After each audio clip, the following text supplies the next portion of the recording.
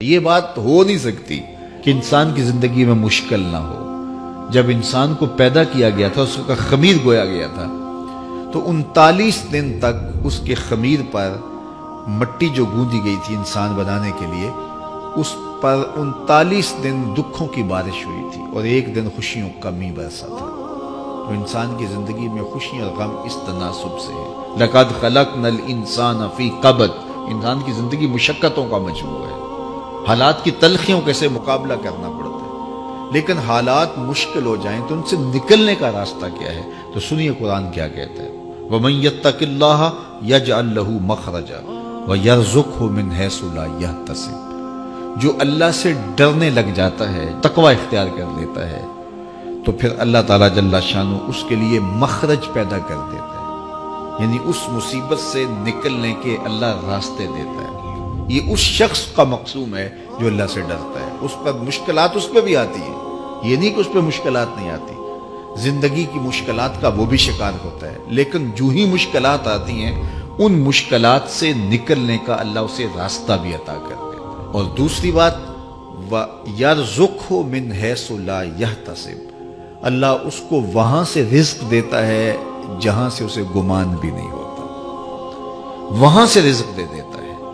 بندہ تو یہ کہتا نا کہ مجھے یہاں سے ملے گا، یہاں سے، ایک بندے کی منصوبہ بندی ہے، لیکن جو اللہ سے ڈرنے والا ہوگا اللہ اس کو وہاں سے رزق دے گا جہاں اسے گمان بھی نہیں ہوگا، خیال بھی نہیں ہوگا کہ یہ راستہ بھی حصول رزق کا ہو سکتا ہے۔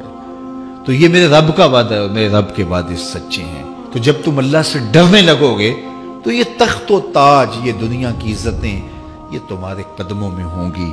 اس سے ڈرنے کا نتیجہ ہے جو تمہارا رب تمہیں عطا فرمائے گا۔ حضرت عمر رضی اللہ تعالیٰ عنہ کی خدمت میں ایک شخص آیا، اس نے کہا میرے ہاں اولاد نہیں ہے، تو آپ نے کہا استغفار پڑھا کرو۔ ایک دوسرا شخص آیا کہ صاحب بارشیں نہیں ہوتی، فرمایا استغفار پڑھا کرو۔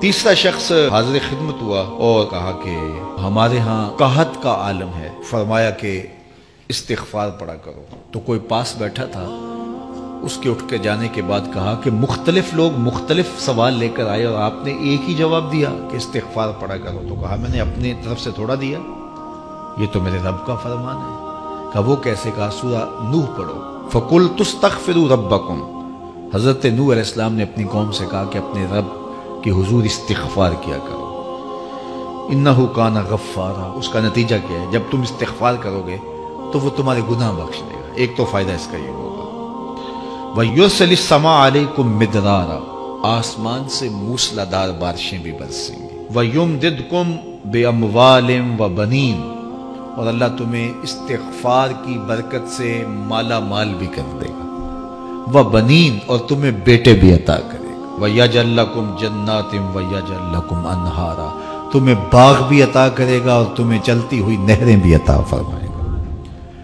آج میں سمجھتا ہوں کہ پاکستانی قوم کو اجتماعی استغفار کی ضرورت ہے۔ آپ کے دریاؤں کا پانی سوکھ گیا، استغفار کریں گے اللہ تعالیٰ ان کو پانیوں سے مالا مال کر دے گا، بارشیں ہوں گی، قحط سالیاں دور ہوں گی، بے اولادوں کو استغفار سے اولاد نصیب ہوگی، اور معیشت کی بہتری جو ہے وہ استغفار کے ذریعے سے ہوتی ہے۔